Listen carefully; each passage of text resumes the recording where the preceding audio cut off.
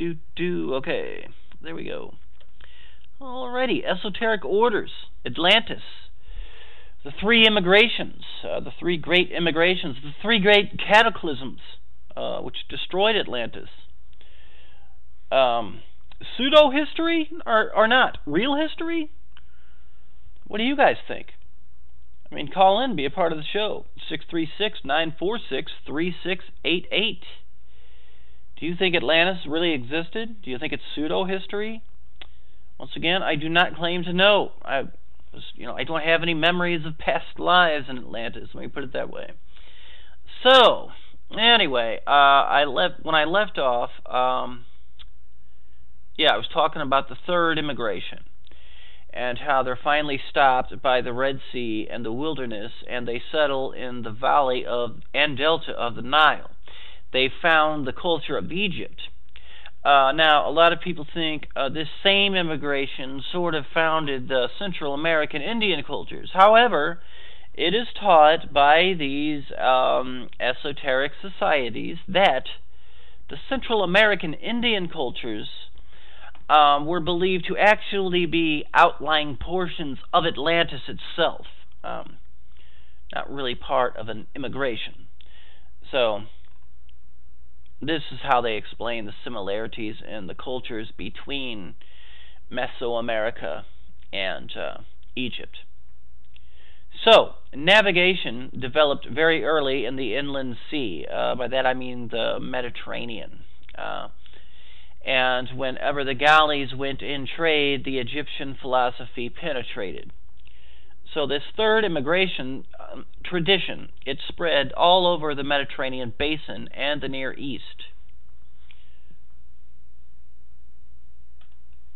Do you guys believe this? I mean, do you believe this is real, or do you believe it's pseudo-history? Call in, be a part of the show. Like I said, okay, but you have two different numbers to call. My personal number is 636-946-3688. I prefer you call that number. It's just, like I said, it's just easier to answer. I hear it ringing and then I answer it, So, but if you call into the switchboard, I might, it's just I have so many windows up and going at the same time. It's hard to keep track of it all at once. But I will eventually get to the switchboard. So if you want to call in that number, the Blog Talk Radio, the one that Blog Talk Radio gave me. That number is, let's see here, 917-932-8806. Once again, that's 917-932-8806. And just so I don't look like I'm a liar, I'm going to check the switchboard right now just to make sure I'm not leaving anybody on hold. Let's see here, switchboard.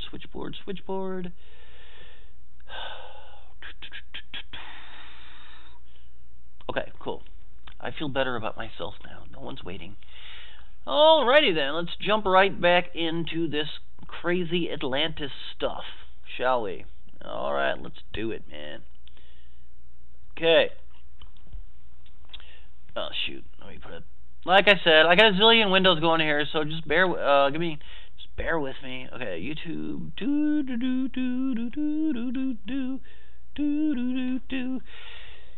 Okay, so now the mystery schools of Tyre and Greece admit that their adepts were trained in the Egyptian temples.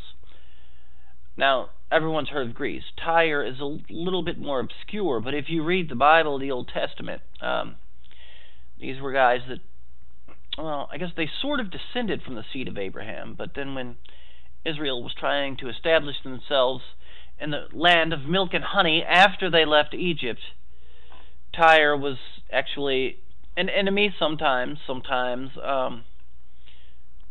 they were allies, but Tyre was a civilization out there in the Middle East, and they were pretty advanced, and but anyway, and they had a lot of mystery schools. So these mystery schools of Tyre and Greece admit that their adepts were trained in the Egyptian temples. So, from these mystery schools of Tyre, it is claimed, and that's T-Y-R-E, not Tyre as in, but yeah, I mean, if you want to look it up, it's interesting, man. It's Middle Eastern history. It's part of our Western culture, so check it out. But it is claimed that the Hebrew tradition derived. It is claimed that the Hebrew tradition actually derived its renaissance from the mystery schools of Tyre. Go figure. Like I said, they're kind of related to the Hebrews. They are offsprings of Abraham, but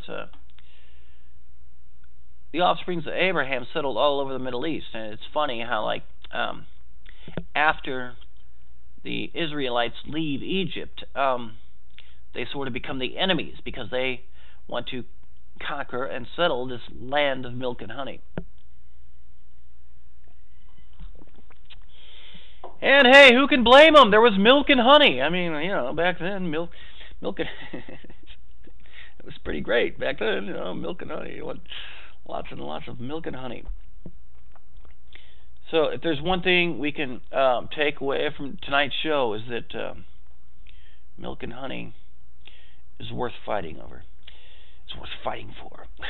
So, anyway, the Grecian mystery schools came, and this is where the gnosis, the Gnostic Christianity comes from, which translated the spirit concepts of Christianity into the language of the intellect. These were the first guys who put together the Trinity. It's like, how can God be three gods in one? And blah, blah, blah, and whatnot. These guys were able to come up with intellectual mumbo-jumbo to explain that. But, so, I like how a lot of African tribes, they were confronted by these, what do they call them? The guys that come there and spread Christianity, missionaries. Yeah, and so the missionaries are trying to describe to them, how God is actually three people in one and blah, blah, blah, and whatnot. And so a lot of these African tribes, they just started calling our Christian God the three-headed God. They were like, which actually makes more sense than this, mumbo-jumbo about a Trinity. It's like, they're like, oh, okay, your God has three heads. Oh, we get it now. But I don't know. I came across that somewhere in my studies. I thought it was funny. But anyway. So,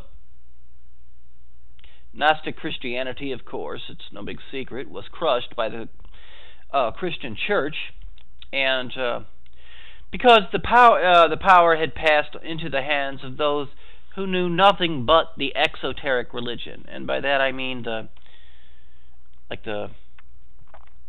if you guys listen to the show regularly, you know that there is a difference between exoteric religion and esoteric religion. Exoteric religion is like the religion for the masses, and one must master these lesser mysteries before he is fully initiated into the greater mysteries, the esoteric religions.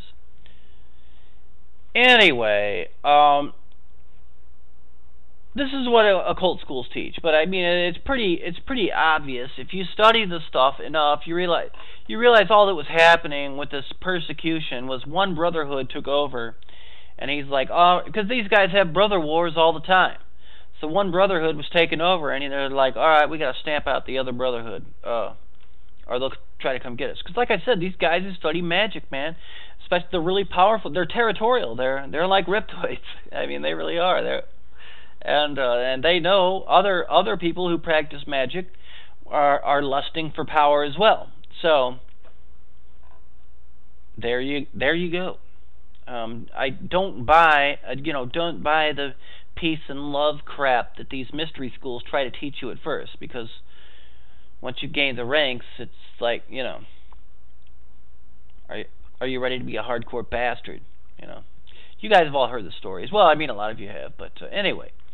Okay, so the outer form of the mysteries is the exoteric religion, mainstream religion. A long line of intellectual mystics kept the fire alive in Europe in the form of secret societies, esoteric organizations, mystery schools, and initiatory secret societies. They had to become secretive and go underground because this brotherhood that was ruling the church at the time was going haywire and killing everyone that might be a threat. So, later these guys that went underground and were practicing the esoteric arts, later generations have called these guys, these intellectual mystics of Europe, they call these guys the alchemists. So, the cultures spread, right? As cultures are wont to do. And by that I mean the three different waves. They spread out, they overflow each other. The lines of demarcation between one tradition and another, they become less and less rigid in later days.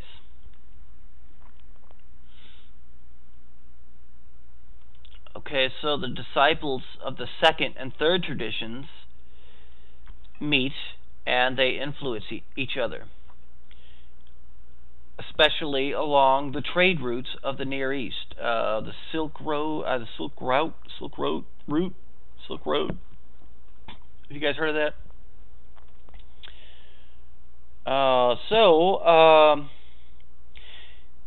Interestingly enough, yeah, it's always commerce and trade and blah blah blah, and these capitalists that always sort of spread these cultures around. Love capitalism, hate capitalism, shit. You gotta at least give them credit for that, right? Well, sure. So, the teachings undergo modifications under the influence of different cultures. Along the different cultures, the process of initiation varies greatly. So, the discipline or methods of training initiates is also very different from culture to culture. So, those from the power ray, and this is a term I'm introducing right now, ray. These guys always talk up, yeah, these occultists, they love to compare all this stuff with like light rays and blah blah blah. But a term they always use is like this, the green ray or the power ray or the ray of this or the ray of that. And I think there's like 3 main rays or something, and then they all sort of correspond with either a different god or a lord of the ray, and they also correspond with different astral planes. This is where the mumbo jumbo starts getting complex. So you might want to put on a pot of coffee or whatever. But anyway, the power ray, as I mentioned before, that was the first immigration. And these guys work from below and upwards. They operate on objects that are in the plane of manifestation. On this plane, the practitioner seeks to influence, to persuade, to manipulate, to intimidate, all to get their wishes and desires manifested on the physical plane. So, in this first immigration, the power ray. Keep in mind, I'm going to start using this term ray now. It's because these guys use this term a lot, ray, the rays. So, the methods are obliged to have a material starting point. Okay, so much of the wisdom in this power ray consists in a knowledge of those natural objects which are in close association with the unseen world, and thereby giving ingress to it. Now, okay, that's a lot of big words, but basically what I'm saying, these are the guys that create like good luck charms, voodoo dolls, whatever, little hoodoo instruments,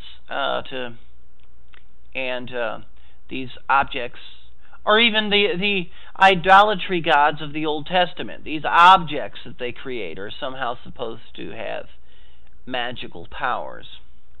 Good luck charms.